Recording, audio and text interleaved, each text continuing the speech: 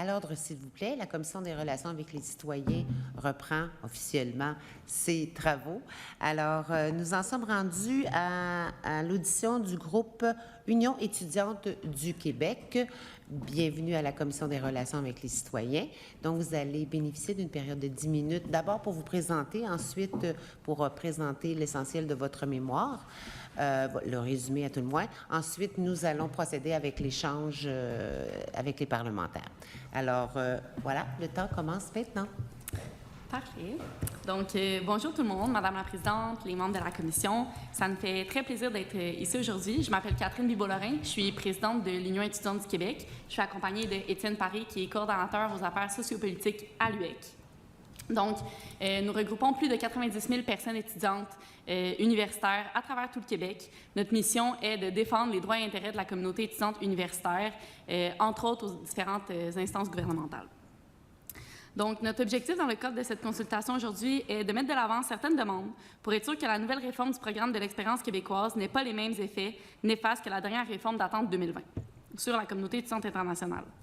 Lors de la précédente consultation, l'UEQ souhaite mettre de l'avant, d'une part, l'importance de ne pas inclure les personnes étudiantes issues du PEC dans les cibles que le gouvernement québécois souhaite se fixer en lien avec l'immigration. Et d'autre part, nous allons nous pencher sur les différents critères linguistiques envisagés dans la nouvelle réforme. Tout d'abord, c'est important de mentionner que les réformes du PEC effectuées en 2020 par le ministre de l'Immigration, de la Francisation et de l'Intégration, Simon-Jolin Barrette, ont clairement dénaturé l'objectif du programme d'attraction et de rétention de la communauté étudiante internationale.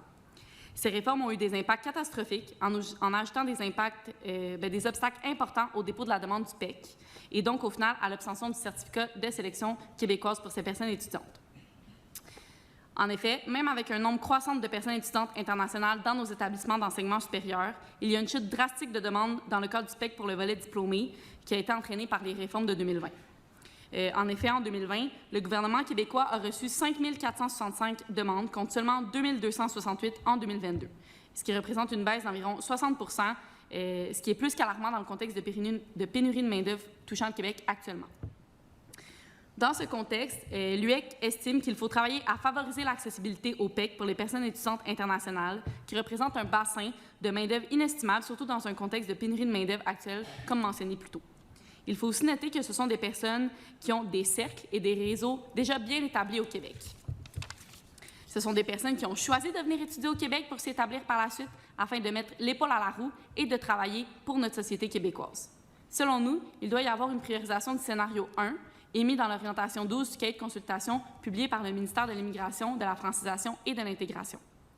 L'UEQ ont préconisé ce scénario puisqu'une admission en continu des personnes étudiantes au PEC pour le volet diplômé signifie que les personnes déposant une demande dans le cadre de ce programme ne seront pas prises en compte dans la cible de 60 000 personnes immigrantes. Autrement, il y a un risque élevé que des personnes étudiantes répondant pourtant aux critères posés par le gouvernement québécois se voient refuser l'accès de la résidence permanente du fait d'une cible trop restreinte, ce qui n'est pas souhaitable. Je cède maintenant la parole à Étienne pour la suite. Merci Catherine. Bonjour à tous et à toutes. Là, bien content d'être avec vous aujourd'hui. Moi, je souhaite continuer en parlant notamment des critères de sélection du programme d'expérience québécoise, puis en émettant là, quelques problématiques à l'égard de ces critères-là. La réforme de mai 2020 a introduit une contrainte de 12 mois de travail suite à la diplomation, ainsi que des contraintes linguistiques, alors qu'on souhaite saluer là, le retrait de la contrainte de 12 mois de travail, là, qui était une demande de l'Union étudiante du Québec depuis 2020. On souhaite quand même mettre en lumière là, quelques enjeux concernant les contraintes linguistiques qui demeurent. La réforme présentement proposée demande à une personne appliquant au volet diplômé du PEC d'avoir soit un diplôme québécois francophone ou d'avoir fait 3 ans d'études secondaires ou postsecondaires en français. Dans les deux cas, il est requis de faire la démonstration d'un niveau de connaissance du français écrit d'au moins 5 sur l'échelle québécoise des niveaux de compétences en français pour les personnes immigrantes adultes. À l'Union étudiante du Québec, on est d'avis qu'une personne ayant étudié dans un établissement francophone en français ne devrait pas fournir de preuves supplémentaires de ses compétences en français écrit. En effet, il nous apparaît inutile de demander à une personne diplômée d'aller passer un test de français écrit dans un centre de francisation. Ce test engendre des coûts qui sont évitables pour la personne diplômée, tout en contribuant à engorger les centres de francisation qui ont définitivement mieux à faire que de réévaluer le français de diplômés universitaires. De plus, selon nos partenaires de Le Québec, c'est nous aussi, il n'existe aucune donnée là, permettant de déterminer qu'une personne ayant diplômé en français au Québec aura un français écrit d'une qualité inférieure au niveau 5 de l'échelle mentionnée plus tôt. C'est pour ça qu'on recommande de retirer cette exigence, la présente réforme. De plus, le présent règlement ne tient pas vraiment compte de la réalité de nombreuses participantes étudiantes au cycle supérieur. Il existe de plus en plus de programmes et d'universités qui offrent des programmes avec des cours en anglais ou des cheminements bilingues, comme à HEC Montréal, par exemple, afin d'attirer davantage d'étudiants internationaux au Québec. Le bilinguisme est souvent présenté à ces personnes étudiantes comme une plus-value dans leur cheminement scolaire, alors que ces cours peuvent présentement les exclure de la voie rapide pour obtenir le certificat de sélection du Québec. À cette réalité s'ajoute celle de tous les étudiants qui rédigent une partie de leur mémoire ou de leur thèse en anglais. Comme vous le savez probablement tous, l'anglais demeure la langue qui prédomine l'univers scientifique. C'est donc pas rare de voir des professeurs qui sont de bonne foi offrir à leurs étudiants à la maîtrise ou au doctorat d'écrire une partie de leur thèse ou de leur mémoire en anglais afin d'en faciliter la publication et ainsi la reconnaissance par les pairs de partout à travers le monde. Ces personnes étudiantes vont donc s'exclure du PEC, probablement sans le savoir au préalable, sur une erreur de bonne foi. C'est d'ailleurs le cas d'une doctorante française de l'Université Laval qui s'est vue refuser son admission au PEC car elle avait écrit un chapitre de sa thèse en anglais. Ça nous paraît donc comme un non-sens de se priver de personnes étudiantes francophones et bien intégrées dans leur milieu en raison d'une condition aussi minime. Croyons que la rédaction de la thèse n'est pas le moment opportun pour imposer des restrictions linguistiques. La publication scientifique demeure l'un des meilleurs moyens de faire rayonner la science et la recherche faite au Québec à l'international. Il est important de noter également que la publication scientifique facilite l'accès au financement, notamment celui offert par les fonds de recherche du Québec. Ça crée donc une iniquité dans les possibilités de financement de la recherche entre les étudiants québécois, les étudiants internationaux qui veulent rester et les étudiants internationaux qui ne souhaitent pas rester, pour qui cette restriction-là ne s'applique donc pas et qui peuvent pourtant tous postuler au même programme des fonds de recherche du Québec.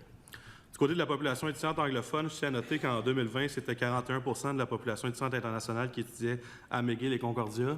Vous comprendrez que j'avais écrit ce texte-là avant de voir les articles de ce matin dans la presse. C'est un peu à la baisse, mais ça demeure quand même dans les mêmes eaux. C'est les deux principales universités anglophones au Québec. L'objectif du PEC, c'est d'offrir une voie rapide à la résidence permanente aux immigrants qui sont déjà intégrés à la société québécoise. Il nous apparaît donc incohérent d'en exclure une aussi grande partie de la population étudiante internationale d'entrée de jeu.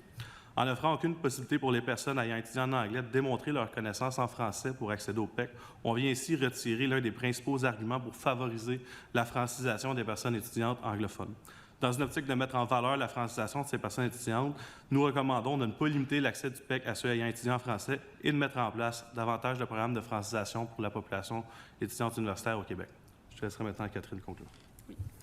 Donc, finalement, la suppression des exigences relatives à l'expérience de travail pendant une période de 12 mois au moment du dépôt de la demande est un pas vers une meilleure accessibilité du PEC. Pour nous, ce qui est le plus important, c'est de faciliter l'intégration des personnes étudiantes au PEC et il faut continuer dans cette direction. Il est donc crucial pour la communauté étudiante internationale dans son ensemble de revenir aux conditions du PEC avant les réformes de 2020, particulièrement pour une meilleure prise en considération des personnes étudiantes anglophones prêtes à se franciser pour rester au Québec, mais aussi des personnes francophones qui ont fait le choix d'étudier ou de produire un document dans une autre langue que le français. Les personnes francophones avec un diplôme francophone sont aussi touchées par cette obligation. Les faits qu'on vous a relatés pendant notre consultation démontrent l'importance pour le gouvernement québécois de redonner à ce programme son essence, permettre aux personnes étudiantes disposant d'un diplôme québécois d'obtenir rapidement leur CSQ. Merci beaucoup pour votre écoute et on va maintenant être prêts et prêtes à répondre à vos questions. Bien, merci beaucoup pour la présentation du résumé de votre mémoire, de vos recommandations. Juste avant de laisser la parole, habituellement dans l'enceinte du Parlement, on ne nomme pas les députés ou les ministres par leur nom, seulement par leur titre. Si jamais ça revient au cours des discussions. Alors, je me tourne maintenant du côté de la banquette gouvernementale. Madame la ministre, vous bénéficiez d'une période de 16 minutes 30 secondes. Merci, Madame la Présidente. Alors, un grand merci à vous deux. Il me fait grand plaisir de vous revoir et d'avoir pris connaissance de vos propositions et de vos points de vue par rapport à cet enjeu-là, qui est devenu un enjeu de grande importance sur le plan collectif.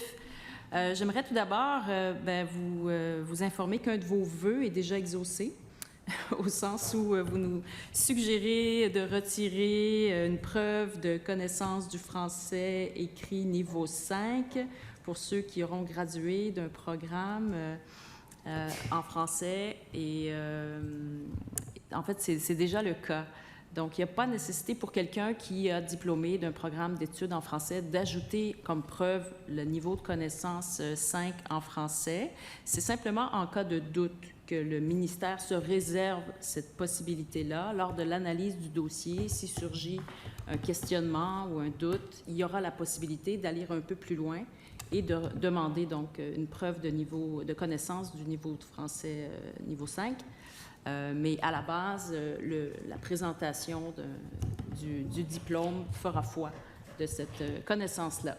Donc, voilà, c'est bien de le préciser, puis de communiquer cette information-là à vos membres qui, peut-être certains d'entre eux, se questionnent sur cet élément-là. Donc, je vous invite à rectifier l'information les concernant. Et je profite également de l'opportunité de m'adresser à vous pour dire également que pour le PEC diplômé, en ce qui a trait au programme d'études en anglais, bien, il y a une mesure transitoire d'une durée d'1 année avant que ce soit appliqué. Alors, c'est là encore important peut-être à faire circuler comme information auprès de vos membres pour que les gens comprennent bien la nature de notre démarche. À partir de là, vous parlez de francisation dans le cadre de votre mémoire. Vous soulignez donc l'importance des cours de francisation. Donc, bien sûr, Francisation Québec est un outil central à ce défi-là qu'on a collectivement de faire en sorte que le français soit mieux maîtrisé et utilisé. Et je me demandais comment est-ce que vous verriez qu'on puisse rejoindre plus facilement votre clientèle, en fait vos membres. De quelle manière est-ce qu'on pourrait procéder pour s'assurer que davantage d'étudiants qui souhaitent prendre des cours de francisation soient conscients, sachent que Francisation Québec, c'est pour eux, que c'est gratuit, qu'il y a même des formules d'allocation financière qui existent. Donc, j'aimerais vous entendre là-dessus. Bien, tout d'abord, là, j'aimerais saluer d'entrée de jeu là, le fait que notre demande semble avoir déjà été répondue. Je pense que ça démontre aussi la nécessité de bien communiquer ces informations-là auprès de la population étudiante, surtout celle internationale qui ne sait pas nécessairement toujours vers qui se tourner. Nous, c'est des discussions qu'on a avec des partenaires, des organisations qui travaillent notamment sur ça, qui nous avaient mentionné, qui nous avaient signalé cette inquiétude-là. Donc, je pense que ça démontre très bien là, la pertinence de faire davantage de communication pour permettre à ces étudiants-là justement de bien connaître leurs droits et tout ça. Pour ce qui est de la mesure de transport, on la salue également, mais nous, on ne se mentira pas que notre objectif, c'est de permettre à tous les étudiants qui viennent étudier en anglais au Québec et qui décident de se franciser, d'avoir accès éventuellement au programme d'expérience québécoise. D'ailleurs, par rapport à votre question concernant la francisation, bien, nous, c'est certain que le meilleur moyen de rejoindre ces gens-là, c'est directement sur les campus. On pense que les campus mériteraient d'avoir davantage de support, davantage de ressources pour faciliter la transmission de la connaissance. Je pense que l'interlocuteur précédent a démontré quand même qu'il y avait un intérêt, qu'il y avait plusieurs projets qui pouvaient être mis en place. Donc, pour nous, c'est certain que c'est avoir un moyen que Francisation Québec puisse collaborer avec les campus universitaires. On pense que c'est le plus simple, notamment parce que c'est là que les étudiants sont déjà, c'est là qu'ils passent la plupart de leur temps. Il y a des étudiants internationaux, souvent, vont travailler sur le campus même, parce que ça fait pas si longtemps que ça, qu'ils ont le droit de travailler à l'extérieur des campus. Et donc, pourquoi ne pas tout garder au même endroit là, à ce niveau-là? Et avec Francisation Québec, bien, vous savez, on a des formules à temps plein, à temps partiel, d'apprentissage du français, en présentiel, en virtuel, également même en amont, avant même que les gens n'arrivent au Québec. Est-ce que vous trouvez qu'il y a des formules nouvelles ou additionnelles que l'on devrait considérer pour faciliter l'accès aux étudiants étrangers à ces mesures? Bien, c'est certain que de notre côté, on pense que le plus de flexibilité qui peut être offert possible, c'est le meilleur.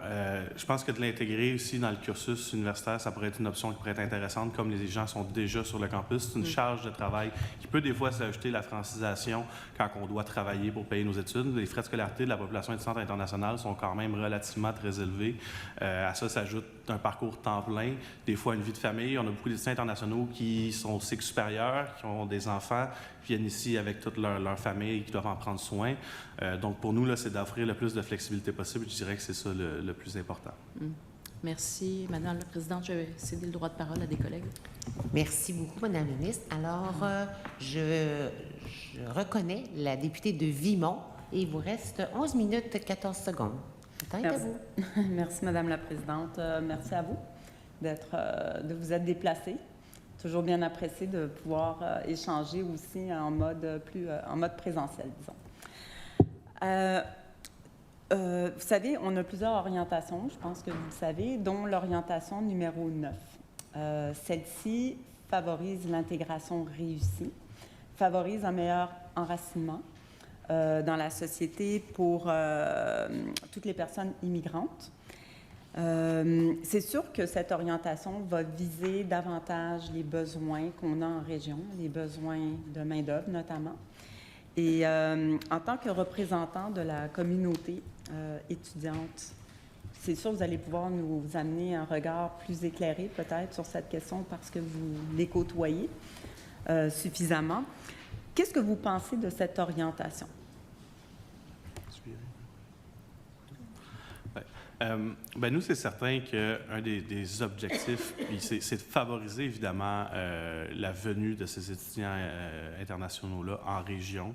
Je pense que dans une perspective de contribuer à notre société, il y a un avantage certain à ce que ces gens puissent aller étudier dans ces programmes-là en région, notamment parce que dans certaines universités en région, il y a des spécificités, il y a des trucs qu'on ne retrouve pas ailleurs, que ce soit le génie des mines, par exemple, en Abitibi, le génie marin à Rimouski. Il y a un certain avantage à ce qu'on ait des étudiants internationaux qui aillent porter leur expertise dans ces universités-là, que ce soit à travers la recherche ou tout simplement en s'intégrant dans un milieu de la sorte. Donc, nous, c'est sûr qu'on va encourager toute mesure qui va permettre là, aux étudiants internationaux d'aller s'intégrer davantage dans les universités de région. Est-ce que vous avez des suggestions, justement, pour la rétention ou encore pour la promotion de ce que vous venez de quelle façon vous envisageriez de promouvoir, justement, ces formations en région? Ouais. Bien, c'est certain qu'il y a une bonne partie de la communication, de la publicité qui est faite, ça s'est fait en bonne partie par les universités également, les administrations universitaires de leur côté pour aller chercher ces étudiants-là à l'international. Je sais qu'il y a plusieurs universités qui le font quand même beaucoup. Ceci étant dit, c'est certain que de faciliter l'accès, que ce soit à travers des bourses pour éviter de payer des frais de scolarité au complet, qui pourraient être offerts à tous les étudiants internationaux et non pas une sélection d'étudiants, notamment pour favoriser leur volonté d'aller ailleurs, parce qu'on ne se mentira pas que la ville qui est reconnue au Québec, c'est Montréal. C'est certain que c'est beaucoup plus facile d'attirer des étudiants internationaux à Montréal. Ceci étant dit, il y a beaucoup d'universités de région qui ont beaucoup à offrir, puis de leur offrir davantage de visibilité, puis d'offrir des incitatifs peut-être financiers aux étudiants internationaux, ça pourrait être un moyen là, de les attirer dans ces programmes-là. Est-ce que vous recevez justement ce genre de commentaires ou encore est-ce qu'il y a de la curiosité des étudiants étrangers à savoir qu'est-ce qu'il y a en dehors de Montréal? Ou c'est vous qui faites cette promotion ou eux sont intéressés parce qu'ils en ont entendu parler, peu importe là, de quelle façon maintenant avec tout l'univers des réseaux, des médias sociaux?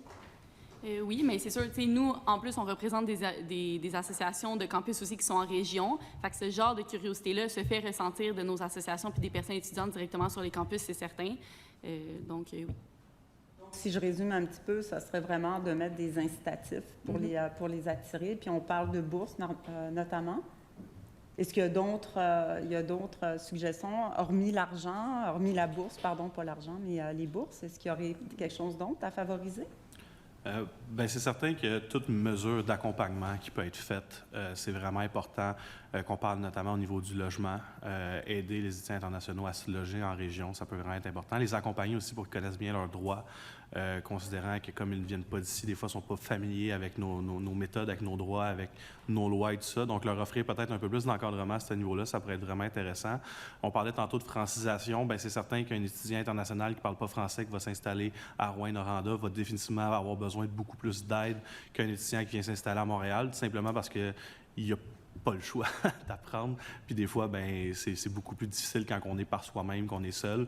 C'est d'ailleurs une réalité pour beaucoup de ces étudiants-là. Ils arrivent ici, ils n'ont pas de ressources, ils n'ont pas leur famille, ils n'ont pas leurs amis nécessairement. Donc, de trouver une façon de les accompagner davantage. Évidemment, bon, c'est sûr, ça peut être fait en collaboration avec les administrations universitaires qui sont sur le terrain, les associations étudiantes également. C'est eux les mieux placés là, pour aider ces populations-là. Fait que des fois, peut-être simplement offrir davantage de ressources à ce type d'organisation-là, ça pourrait également être une bonne stratégie de la part du gouvernement. Par curiosité, est-ce que vous avez eu vent, justement, peut-être d'étudiants étrangers intéressés à aller au-delà de la région de Montréal? Est-ce que vous avez des histoires ou peut-être des échos par rapport à ça? On connaît plusieurs étudiants internationaux qui viennent de régions, notamment, on a beaucoup d'étudiants internationaux qui vont étudier en région, qui s'impliquent énormément dans leur communauté. Je pense notamment à notre association étudiante l'Abitibi. La plupart des exécutants de cette association étudiante-là sont des étudiants internationaux. Puis c'est vraiment intéressant parce que ces gens-là, comme ils n'ont pas nécessairement de famille, d'amis ici, bien, ils sont vraiment intéressés à s'intégrer puis à s'impliquer dans leur communauté de toutes les façons pas possibles, que ce soit en faisant du bénévolat ou tout ça, simplement parce qu'ils ont le temps. Ils n'ont pas à voir leur famille nécessairement le vendredi, donc ils ont beaucoup de temps à offrir. Puis c'est des personnes vraiment avec une richesse à apporter à leur communauté. Puis nous, bien, c'est certain que quand on les entend nous vendre un peu leurs universités puis leur réalité en région. On trouve ça vraiment inspirant, nous-mêmes étant des étudiants de Montréal. Là. Est-ce qu'ils ont un intérêt à vouloir rester? Oui. Oui, c'est sûr. Puis justement, quand on parlait de ces réformes du programme de l'expérience québécoise-là, les personnes justement en région nous faisaient part de leur intérêt, de leurs inquiétudes par rapport à ces nouvelles réformes-là, parce que c'est des personnes qui veulent rester, qui veulent mettre l'épaule à la roue, comme je disais précédemment, pour notre société québécoise, puis qui veulent rester après leurs études, qui ont pris goût à rester dans leur région, que ce soit à Montréal, mais aussi dans des régions éloignées, en Abitibi, à Sherbrooke, en Estrie et tout. Donc, c'est certain que c'est des personnes qui veulent s'enraciner même après. Il y a plusieurs personnes de nos associations et membres de la communauté qui nous en ont fait part. L'intérêt, j'imagine, de se franciser avant tout. Pardon? Avec l'intérêt de se franciser. Oui, certainement. OK. J'ai encore un peu de temps, hein? Pas mal? Oh, parfait. Je vais vous ramener dans votre mémoire en page 8. D'ailleurs, vous l'avez soulevé un petit peu tantôt. Vous mentionnez certains enjeux relatifs à la population étudiante francophone inscrite à des programmes dispensés en anglais ou rendant un mémoire de maîtrise ou une thèse de doctorat en anglais. C'est sûr que je comprends que c'est un enjeu plus large là, de ce qu'on va discuter, qui ne concerne pas non plus uniquement les étudiants étrangers, mais bien tous les étudiants du deuxième, troisième cycle, naturellement. Mais je ne sais pas ce que vous pensez justement des étudiants du deuxième, troisième cycle qui doivent nécessairement, tantôt vous l'avez mentionné, à remettre leur thèse ou en anglais. Est-ce que vous avez-vous des solutions peut-être pour un peu renverser la vapeur ou c'est vraiment, selon vous, une chasse gardée puis on ne touche pas à ça ou il y a... Bien, c'est certain qu'on ne parle vraiment pas d'une majorité d'étudiants. On est vraiment plus dans un cas par cas. La plupart des étudiants au cycle supérieur étudient encore en français au Québec, puis je pense que la plupart des programmes qui sont offerts sont quand même amplement suffisants. Nous, le problème qu'on voit davantage, c'est plutôt qu'on va présenter à ces étudiants-là une plus-value à étudier dans les deux langues ou à étudier dans une université francophone en anglais. Puis ça, c'est peut-être moins du ressort du gouvernement, plus du ressort de l'administration universitaire en question. Mais c'est certain que nous, on continue de valoriser, notamment pour tout ce qui est la recherche en français. C'est important pour nous que ça se fasse en français. On est au Québec, on reconnaît ça absolument. Puis surtout qu'on est la seule place en Amérique du Nord qui fait de la recherche en français. Ceci étant dit, dans certains domaines de recherche, c'est vrai que ça se passe principalement en anglais. Puis l'un n'empêche pas l'autre. Les sciences, je pense, hein? C'est vraiment très niché, là, quand même. Oui, absolument. Et l'un n'empêche pas l'autre. Une personne étudiante peut faire toute sa recherche en français, faire ses cours en français, travailler avec un professeur francophone et tout ça, mais décider d'écrire une partie de sa thèse en anglais pour en faciliter la publication. Après ça, souvent, c'est que c'est une mesure qui va être proposée de bonne foi. C'est le professeur qui dit « tu vas être publié plus facilement, faisons ça ». Puis là, bien, après ça, la personne est comme « bah, ben, j'ai plus accès à l'expérience québécoise, je ne le savais peut-être pas nécessairement. » Donc, peut-être que, premièrement, de mieux éclaircir dès l'arrivée des personnes étudiantes, si vous voulez demeurer, c'est important que vous fassiez complètement en français. Mais après ça, nous, on est quand même dans du cas par cas. Ce n'est pas la majorité des étudiants qui vont écrire leur thèse en anglais. Là. Je comprends. Est-ce que le soutien est là pour ces étudiants, justement? Est-ce que vous sentez qu'ils ont un soutien au niveau de leurs études, s'ils ont des besoins de publication, de lecture, peu importe, là, est-ce qu'ils ont tout le soutien nécessaire? Là, on rentre dans des enjeux beaucoup plus larges, comme vous le disiez tantôt, mais c'est certain que pour nous, augmenter le financement à la recherche, c'est vraiment important, augmenter les montants des bourses, que ce soit au niveau des fonds de recherche du Québec, au niveau des organismes subventionnaires au fédéral. Les entendre, je comprends, mais c'est important quand même qu'on les entende. Oui, donc, bien 100%. Hein, sentez-vous mais il y a toujours une possibilité d'en faire plus. Il y a toujours une possibilité d'améliorer le financement, que ce soit au niveau des étudiants, mais également au niveau des chaires de recherche qui, eux, ont employé beaucoup d'étudiants au cycle supérieur. C'est certain que la précarité financière au cycle supérieur, c'est un des principaux enjeux, d'augmenter les revenus qui sont disponibles à travers les différents programmes de bourse et autres. C'est une priorité pour l'Union étudiante du Québec. On salue d'ailleurs l'augmentation qui a été faite par Rémi Quirion, puis M. Girard et M. Fitzgibbon dans le cadre du dernier budget, mais ce n'est pas encore suffisant. Il en faut plus. On parle également d'améliorer aussi les mesures au niveau d'encadrement. C'est beaucoup une population qui est isolée au cycle supérieur, ce qui a des enjeux et des impacts directs sur la santé psychologique de ces personnes étudiantes-là. Vous savez, vous êtes des formidables ambassadeurs, d'une certaine façon, parce que je comprends les revendications, mais souvent, quand on travaille main dans la main, on peut faire des grands pas ensemble. Vous comprenez où je veux en venir, là, dans le sens, je comprends là, parfaitement, puis c'est correct aussi de les exprimer. Mais si de l'autre côté, on peut aussi compter sur votre soutien, dans le sens, comme tantôt la ministre l'a expliqué, de pouvoir le verbaliser auprès de auprès de la communauté étudiante, ce serait déjà formidable, dans le sens que bien, ça permettrait, de mieux comprendre. Puis des fois, vous savez comment c'est, hein, quand on entend toutes sortes de ragots, puis à un moment donné, bien, ce qui était à la base devient complètement faux. Alors, c'est important. C'est un peu pour ça que je parlais de cet échange-là, que je trouve vraiment très intéressant. Est-ce que nous avons... C'est malheureusement terminé. Mais mon Dieu, j'ai bien ça va fini, vite, hein? Ça va vite. Mais on va poursuivre nos échanges quand même avec l'opposition officielle pour une période de 12 minutes 23 secondes et le député de Néligan. Le temps commence maintenant. Merci, Madame la Présidente. Premièrement, bienvenue. Bienvenue à l'Assemblée nationale. C'est la maison du peuple, comme on dit. Excellent rapport, très bien détaillé, à l'image du professionnalisme de votre organisation. Donc, je tiens à vous saluer.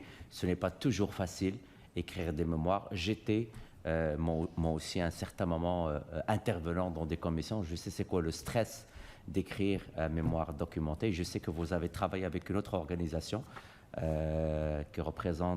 qui s'est mobilisée beaucoup à l'époque du PEC, Monsieur Camara. Si ma mémoire elle est bonne, donc je tiens à vous saluer sur tout le travail que vous avez fait en amont de cette consultation. J'ai deux blocs de questions. Premier bloc très rapide. Je sais qu'on ne doit jamais regarder le passé, mais parfois le passé nous donne des bons indicateurs par rapport au futur. Surtout que maintenant, j'aimerais bien aussi vous entendre sur la deuxième partie, mais je vais commencer avec la première. Vous l'avez très bien mentionné au début, les ratés de la réforme première. Aujourd'hui, si nous sommes là, c'est pour corriger les ratés de la première réforme. Je le dis vraiment d'une manière très amicale à Madame la ministre. Heureusement qu'elle est venue avec un nouveau temps. Heureusement qu'elle est là avec une autre volonté gouvernementale. Mais moi, ce qui m'intéresse aujourd'hui, surtout j'ai en face de moi un groupe qui s'est beaucoup mobilisé pendant la première réforme. Et je tiens à vous saluer, j'étais là. J'étais là au premier rang de ceux et celles qui disaient que c'est une erreur grave et monumentale, la réforme du PEC. J'aimerais vous entendre, mais j'aimerais que les membres de la Commission puissent entendre les doléances des membres que vous représentez. Mais gardez en tête, j'aimerais aussi vous entendre sur nos étudiants qui, eux, ils ont choisi une université anglophone pour étudier. Bien, c'est certain, comme vous l'avez mentionné, l'Union étudiante du Québec et d'autres partenaires là, se mobilisent depuis longtemps dans ce dossier-là. Ça fait des années, bien, depuis la réforme de 2020, on s'était beaucoup mobilisés par rapport à ça. La première des choses, c'est certain que ce 12 mois d'expérience de travail qui était demandé, ça, c'était une première des choses sur laquelle on se mobilisait beaucoup puis qu'on trouvait que c'était un non-sens de demander ça. Donc là, puis je l'avais dit un peu dans l'allocution au départ, mais c'est quelque chose qu'on salue. Puis, c'est sûr que par rapport aux restrictions de la langue, ça inquiète beaucoup les personnes étudiantes, comme on le disait aussi, parce que les personnes étudiantes, que ce soit des francophones qui étudient en anglais ou des personnes anglophones, veulent rester au Québec, sont inquiètes de savoir qu'est-ce qu'ils vont pouvoir faire après leurs études. Ça affecte beaucoup leur santé mentale, entre autres, pendant les études, de vouloir de s'investir dans les études au Québec, mais après de ne pas savoir s'ils vont pouvoir rester pour s'établir dans la société québécoise. C'est quelque chose qui affecte beaucoup leur santé mentale, donc c'est des choses que nos personnes étudiantes qui viennent dans nos instances viennent nous en parler de ça. Donc, que ça coûte cher étudier au Québec. Je ne sais pas, je ne vais pas vous coincer parce que probablement vous n'avez pas d'idée par rapport aux frais, mais de mémoire, c'est entre 3 à 5 fois ce qu'un étudiant québécois paye en tant que frais. En effet, ça, c'est un autre aspect qui pèse beaucoup sur la santé mentale des personnes étudiantes. Ça met un fardeau sur leurs épaules. Ce stress financier-là de devoir payer des frais de scolarité qui sont le double, le triple de ce que paye la communauté étudiante québécoise. Donc oui, c'est un autre aspect qui pèse lourd sur les épaules de la communauté étudiante internationale. C'est d'autres revendications que l'UEC met de l'avant, c'est certain. Dans votre mémoire, vous dites que vous voulez le retour du PEC comme avant mai 2020. Que ce soit par rapport, bien là, l'exigence du 12 mois, ça c'est bien, mais par rapport aux exigences linguistiques, donc de revenir aux exigences avant, donc de permettre à la communauté étudiante qui étudie en anglais de pouvoir appliquer au programme de l'expérience québécoise, puis de leur permettre une voie d'accès rapide pour la résidence permanente. Madame la ministre vient de vous dire quelques éléments que probablement vous n'avez pas vu avant. Est-ce que c'est assez par rapport aux étudiants? Est-ce que ça répond à l'ensemble de vos demandes, à la communauté étudiante, le PEC diplômé? Bien, c'est certain que nous, ce qu'on souhaite, c'est de faciliter le plus possible le processus, qui est un processus qui est quand même relativement stressant. Là, on parlait de mesures transitoires tantôt. C'est certain que, bon, pour ceux qui sont étudiants présentement, c'est une bonne nouvelle au moins parce que ça leur donne un petit coussin.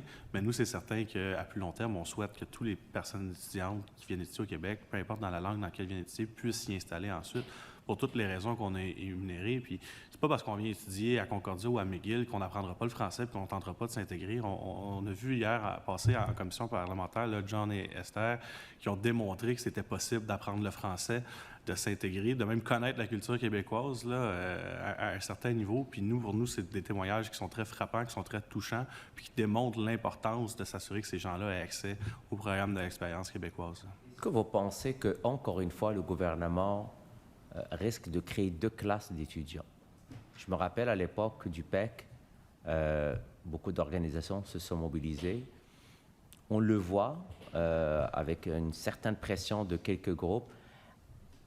Est-ce que le message envoyé aux universités anglophones et à leurs étudiants, c'est comme, peu importe ce qu'ils vont faire, peu importe les efforts, l'accès rapide, ce n'est pas pour eux. Il faut utiliser d'autres accès qui sont beaucoup plus complexes, on s'entend. Mais je pense que jusqu'à un certain point, c'est un peu ça qui se passe. Puis, tu sais, j'ai mentionné plus tôt, au niveau du financement de la recherche, là, par rapport à si une partie de la thèse va être écrite en anglais ou non, j'irais même à dire que c'est jusqu'à 3 classes qui sont créées entre les personnes étudiantes québécoises, les personnes étudiantes internationales qui souhaitent rester, les personnes étudiantes internationales qui n'ont pas l'intention de rester, parce que là, ils n'ont pas tous les mêmes, ils ont tous les mêmes règles, mais ils n'ont pas tous les mêmes cartes dans leur jeu pour déterminer comment ils peuvent procéder à leurs études au cycle supérieur. Donc, c'est certain que pour nous, on trouve ça un peu dommage, puis c'est une occasion manquée de retenir des étudiants qui ont définitivement l'intention de rester au Québec, surtout que dans certains cas, comme le cas de John hier, il n'y avait pas le choix de prendre ce programme-là, parce que le Concordia était la seule université à l'offrir au Québec. Donc, pour nous, c'est un peu un non-sens là, de ne pas offrir les mêmes opportunités à tout le monde. On a vu le même témoignage, vous et moi, je trouve ça un peu inquiétant parce qu'on en a besoin d'ingénieurs, on a besoin de personnes compétentes, mais surtout ceux et celles qui veulent rester chez nous. La concurrence est mondiale. Vous l'avez vu pendant le PEC, il y a des gens qui ont reçu des offres d'emploi à 200 km de la frontière. Ottawa, Ontario, des provinces même qui se sont amusées à faire de la publicité pour attirer des jeunes francophones du Québec. Et je ne pense pas que c'est ça ce qui est souhaitable. Dans votre mémoire aussi, vous avez fait la demande de créer un programme de francisation pour les universités anglophones afin d'encourager la francisation. Vous étiez là, vous avez vu la présentation des responsables de McGill. Il a 2 programmes. Mais ces programmes que lui a mis en place, que l'université a mis en place, ça ne va pas aider ses étudiants. Et quand je lui ai posé la question, est-ce que ça affecte l'université? Sa réponse fut que ça affecte plus les étudiants qu'on veut retenir. Mais avec cette nouvelle version du PEC, on ne les aidera pas. Quand vous voyez des programmes comme Francisation Québec, si on lance des programmes comme Francisation Québec, c'est pour franciser ces gens. Donc, pensez-vous que si on met un programme Francisation Québec, que ce soit à McGill, en collaboration avec McGill et à Concordia, et leur permettre d'utiliser le PEC comme les autres universités, est-ce que c'est une bonne chose?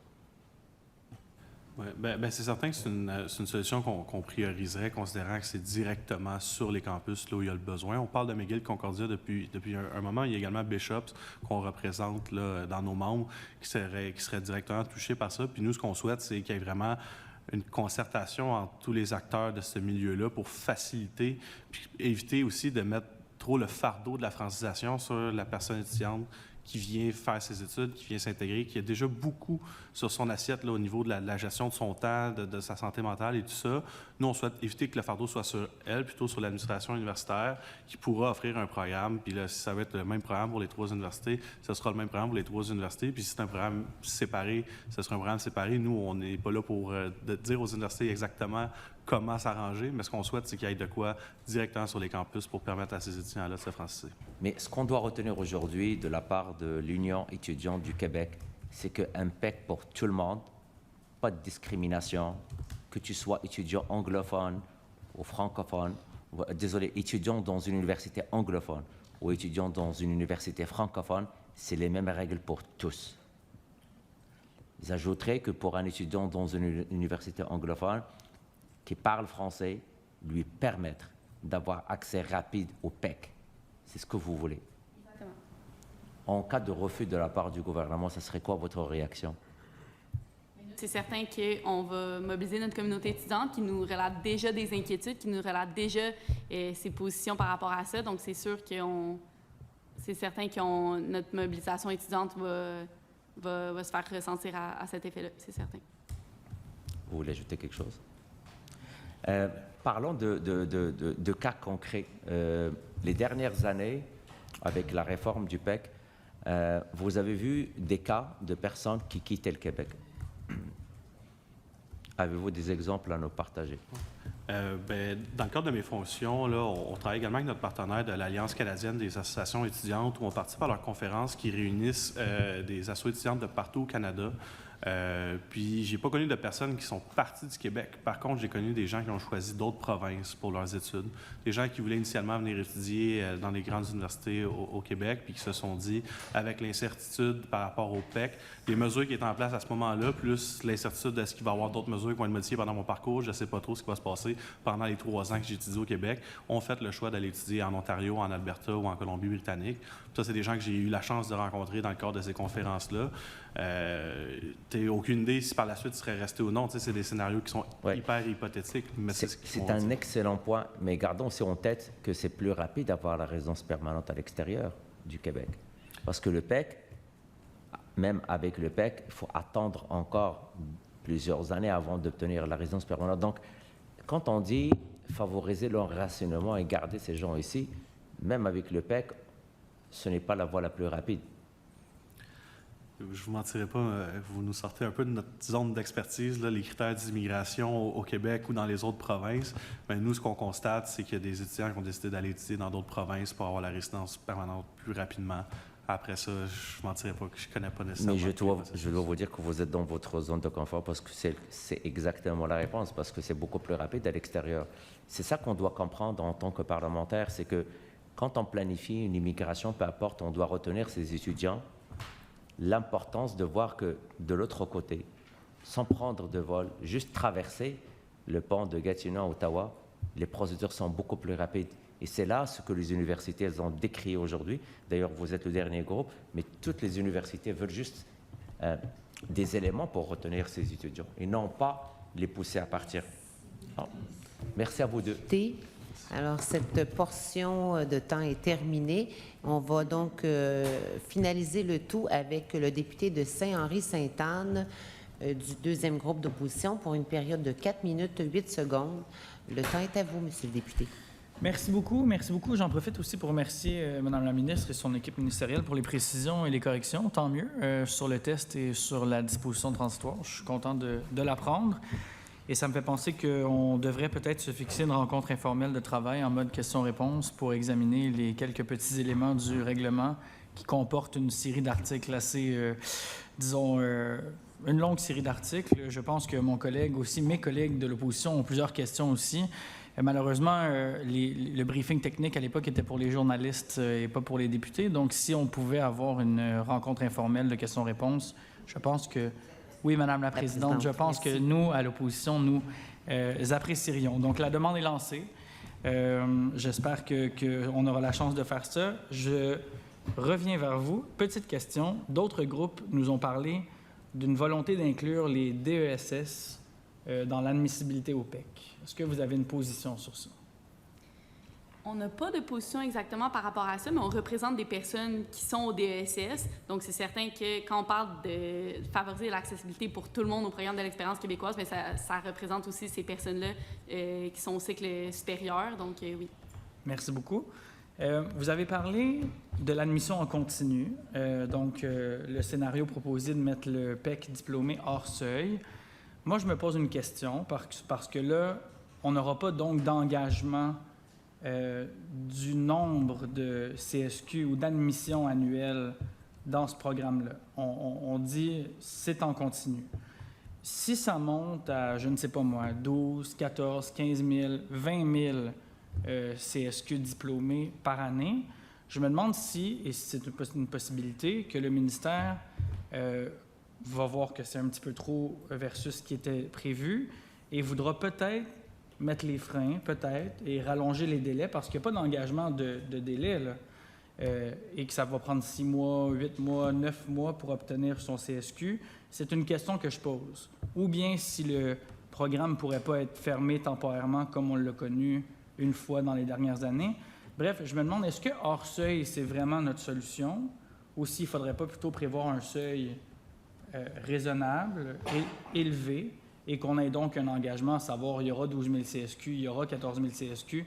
Je me pose la question face au fait qu'on ne le saura pas finalement. C'est certain que c'est une crainte qui est là, puis je me rappelle, on en avait discuté. Nous, on est là pour représenter les personnes étudiantes, pour favoriser le plus possible les personnes...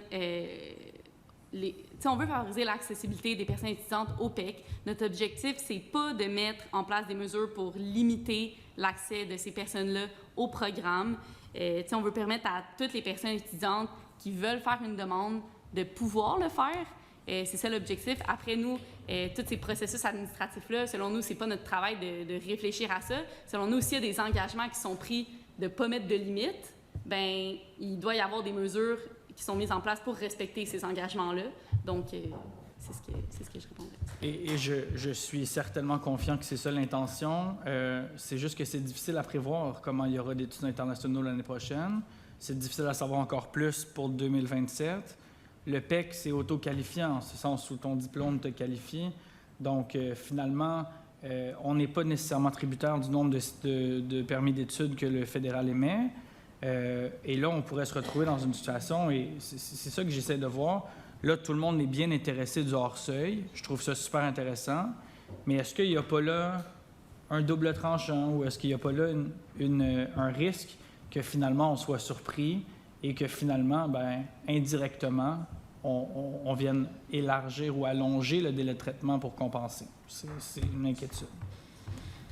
Écoutez, le temps est écoulé. C'est ce qui met fin à cette audition. Madame, Monsieur, merci beaucoup pour votre rapport aux travaux de la commission. Alors, la commission ajourne ses travaux au jeudi 21 septembre 2023 après les avis touchant les travaux des commissions. Merci beaucoup. Merci.